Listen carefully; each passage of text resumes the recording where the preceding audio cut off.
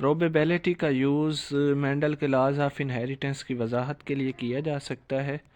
सबसे पहले प्रोबेबिलिटी है क्या, उसकी डेफिनेशन क्या है, उसके दो रूल्स मल्टीप्लिकेशन रूल और एडिशन रूल, इनका इस्तेमाल होता है मेंडल के लॉज की इंटरप्रिटेशन के लिए। प्रोबेबिलिटी क्या है? Chance of an event to occur, किसी इवेंट के होने का जो इम्कान होता है उसे हम प्रोबेबिलिटी कहते हैं। प्रोबेबिलिटी की वैल्यू जो है ये रेंज करती है 0 से 1 के दरमियान। अगर किसी इवेंट का होना यकीनी हो तो उसकी प्रोबेबिलिटी 1 होती है। जैसे an event that is certain to occur, जिसका होना जो है वो बिल्कुल यकीनी है, उसकी प्रोबेबिलिटी 1 होगी। An event that is certain not to occur, और जिसके ना होने का इम्कान भी 100% है, उसकी प्रोबेबिलिटी जो है वो 0 होगी।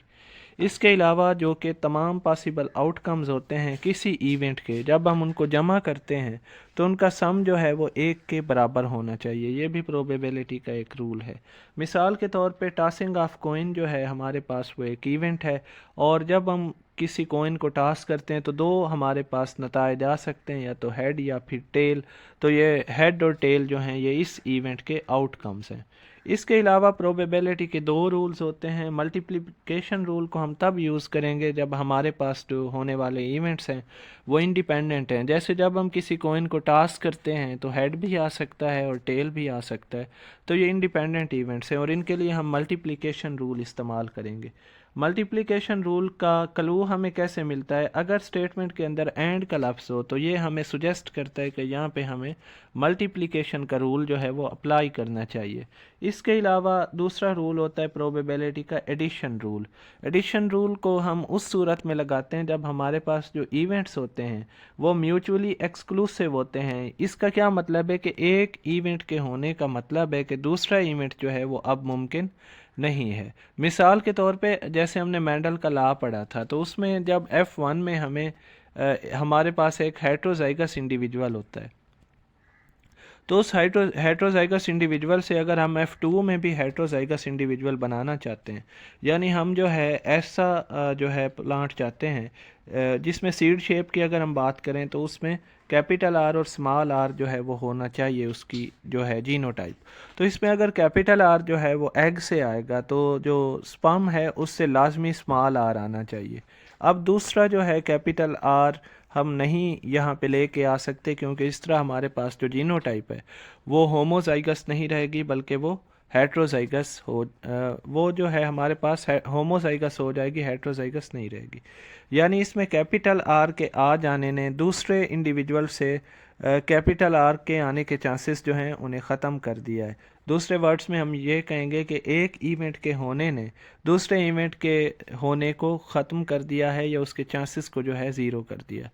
तो इसको हम कहते हैं म्यूचुअली एक्सक्लूसिव, यानी एक इवेंट जो है वो दूसरे की जो है प्रेजेंस को एक्सक्लूड कर देता है। म्यूचुअली एडिशन रूल जो है इसका हमें क्लू कैसे मिलता है? आर का वर्ड जहाँ पे स्टेटमेंट में आ जाए तो वो हमें एक इशारा देता है या हमें एक सुजेस्शन देता है कि यहाँ पे हमें जो है एडिशन रूल जो है प्रोबेबिलिटी का उसे अप्लाई करना चाहिए। अब मेंडल के जो लॉज हैं उसमें ये कैसे इस्तेमाल हो सकते हैं? हमारे पास एक इंडिविजुअल है जिसकी जीनोटाइप है कैपिटल वाई स्मॉल वाई, जो कि हमारे पास F1 में मौजूद है। तो इससे हमारे पास जो है जो एग है उसमें कैपिटल वाई जो है उसके जाने के चांसेस जो हैं वो 1/2 हैं। इसी तरह से स्मॉल वाई के जाने के चांसेस भी 1/2 हैं। और इसी तरह से यही सिचुएशन हमारे लिए जो स्पर्म सेल होगा उसके लिए भी इतनी ही रहेगी। कैपिटल वाई के लिए भी 1/2 और स्मॉल वाई के लिए भी 1/2। अब अगर हम जो है F2 में हम ऐसा इंडिविजुअल चाहते हैं जिसकी जीनोटाइप जो है वो कैपिटल वाई हो, तो ये किस सूरत में मुमकिन है? जब हमारे पास एग से भी कैपिटल वाई आए और स्पर्म से भी कैपिटल वाई आए। इन दोनों की प्रोबेबिलिटी जो है वो क्या है? 1/2 है, और इसे हम मल्टीप्लाई कर देंगे 1/2 से, क्योंकि दो इंडिविजुअल इन्वॉल्व हैं at the time of fertilisation. तो दोनों के जो पॉसिबिलिटी है गमीट्स की उसे हम आपस में मल्टीप्लाई करेंगे तो हमारे पास जो है इसकी रेशो निकल आएगी जो कि है 1/4। तो ये 1/4 हमारे पास इसकी प्रोबेबिलिटी होगी कैपिटल वाई कैपिटल वाई की। और अगर हम पुनेट स्क्वायर देखें तो उसमें भी जब हम F2 का पुनेट स्क्वायर बनाते हैं तो कैपिटल वाई जीनोटाइप के इंडिविजुअल हमारे पास जो हैं वो 4 में से 1 होता है, यानी उसकी जो हमारे पास रेशो होती है वो 1/4 होती है। इसी तरह अगर हम स्मॉल वाई जो है जीनोटाइप वाला इंडिविजुअल हासिल करना चाहते हैं F2 में, तो उसकी भी जब हम प्रोबेबिलिटी देखेंगे तो वो भी जो है स्मॉल वाई की प्रोबेबिलिटी, क्योंकि for the egg and for the sperm 1/2 है, और जब इन दोनों की फ्यूजन होगी तो उसे हम जो है 1/2 को उसमें मल्टीप्लाई कर देंगे 1/2 से, तो इसमें भी हमारे पास जो नताइज आएंगे वो 1/4 होंगे। यानी स्मॉल वाई की प्रोबेबिलिटी भी हमारे पास क्या है, 1/4 है। तो यहाँ से हमने देख लिया कि होमोजाइगस डोमिनेंट की प्रोबेबिलिटी भी 1/4 है और होमोजाइगस रिसेसिव की जो प्रोबेबिलिटी है वो भी हमारे पास 1/4 है।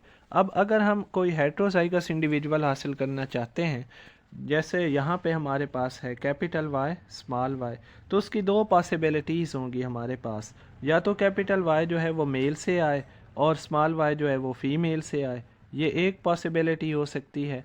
या फिर दूसरी पॉसिबिलिटी हमारे पास ये हो सकती है कि कैपिटल वाई जो है वो फीमेल से आए और स्मॉल वाई जो है वो मेल से आए।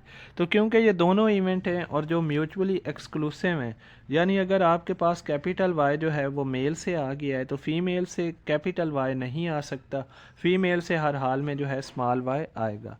अब इनकी प्रोबेबिलिटी जो है हमें जो है वो पहले से जो है डिटरमाइंड है ये कि कैपिटल वाई जो है उसकी जो है हमारे पास प्रोबेबिलिटी वो 1/4 है, और कैपिटल वाई स्मॉल वाई जो है इन दोनों की प्रोबेबिलिटी 1/2 और मल्टीप्लाइड बाय 1/2, तो एक इवेंट की जो प्रोबेबिलिटी हमारे पास वो 1/4 है। तो यहाँ पे जो दो इवेंट हैं उन्हें हम आपस में मल्टीप्लाई नहीं करेंगे बल्कि उन्हें हम आपस में ऐड कर देंगे, तो ये हो जाएगा हमारे पास 1/4।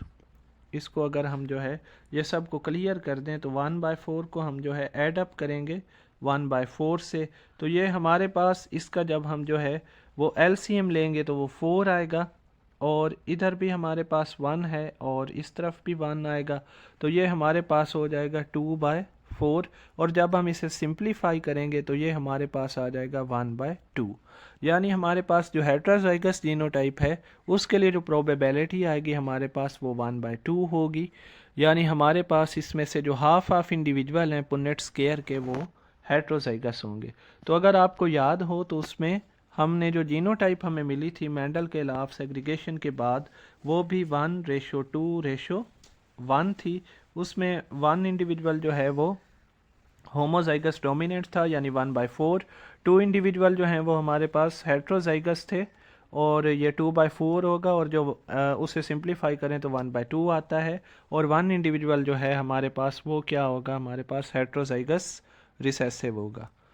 इसी तरह से हम जो है सीड शेप के लिए भी ये चीज़ें जो है डिटरमाइन कर सकते हैं। कैपिटल आर हमारे पास अगर हम हासिल करना चाहें 1/4 है, स्मॉल आर जो है वो भी 1/4 है, और इसमें जो हेट्रोजाइगस जीनोटाइप है वो हमारे पास है 1/2। अब इस लॉ को जब हम अप्लाई करेंगे लॉ ऑफ इंडिपेंडेंट असार्टमेंट पे, जिसमें हम दो कैरेक्टर्स को लेके चलते हैं, तो वहाँ पे भी इससे हम नताइज निकाल सकते हैं। मिसाल के तौर पे अगर हम लेना चाहते हैं individual capital Y capital R, तो इसमें दोनों की प्रोबेबिलिटी हमें पता है कि जब दोनों इंडिविजुअल्स जो हैं या जो जीनोटाइप है वो दोनों के अंदर होमोजाइगस डोमिनेंट हो तो उनकी प्रोबेबिलिटी हमारे पास 1/4 होती है एक इवेंट की, और जब हम इसे मल्टीप्लाई करेंगे तो ये हो जाएगा 1/4 मल्टीप्लाइड बाय 1/4, और इसका हमारे पास आंसर आएगा 1/16। तो ये जब हम ये रिज़ल्ट हमें बताता है कि जब हम F2 में पुनेट स्क्वायर बनाएंगे तो उसमें से एक सेल ऐसा होगा जिसमें ये जीनोटाइप मौजूद होगी कैपिटल वाई कैपिटल आर। अगर हम जो है पुनेट स्क्वायर को देख लें तो ये हम वहाँ से कंफर्म भी कर सकते हैं। ये हमने पहले उसके अंदर लेक्चर के अंदर पढ़ा था। ये हमारे पास F2 में इंडिपेंडेंट असार्टमेंट वाले लॉ के अंदर पुनेट स्क्वायर आता है, तो उसमें आप देख सकते हैं कि जो कैपिटल आर जीनोटाइप है वो सिर्फ जो है एक सेल के अंदर हमें नज़र आती है, यानी इसकी जो प्रोबेबिलिटी होती है वो 1/4 होती है। इसी तरह से अगर हम दूसरा इंडिविजुअल या दूसरी इसमें हम देखें कि हमारे पास जो है इसमें अगर हम चाहें कैपिटल वाई स्मॉल आर, तो इसमें हमारे पास इसका हम अगर देखना चाहें कि कितने सेल ऐसे होंगे पुन्नेट स्क्वायर में या इसकी प्रोबेबिलिटी क्या होगी, तो हम जानते हैं जो कैपिटल वाई स्मॉल वाई यानी जो हमारे पास हेट्रोजाइगस होता है जीनोटाइप, उसके लिए हमारे पास जो प्रोबेबिलिटी आती है वो 1/2 है, और जो स्मॉल आर है उसके लिए 1/4 है। तो जब हम इन्हें मल्टीप्लाई करेंगे तो ये हमारे पास आएगा 1/8, यानी इसमें हम 16 जो सेल बनाएंगे उसमें से 2 सेल ऐसे होंगे जिसके अंदर capital Y small R genotype वाले जानदार मौजूद होंगे, और इनकी फिनोटाइप हमारे पास होगी येलो रिंकल्ड। तो इसे भी हम कंफर्म करते हैं कि क्या ये ठीक है या नहीं। 2/16 यानी 2 सेल हमें उसमें मिलते हैं या नहीं मिलते।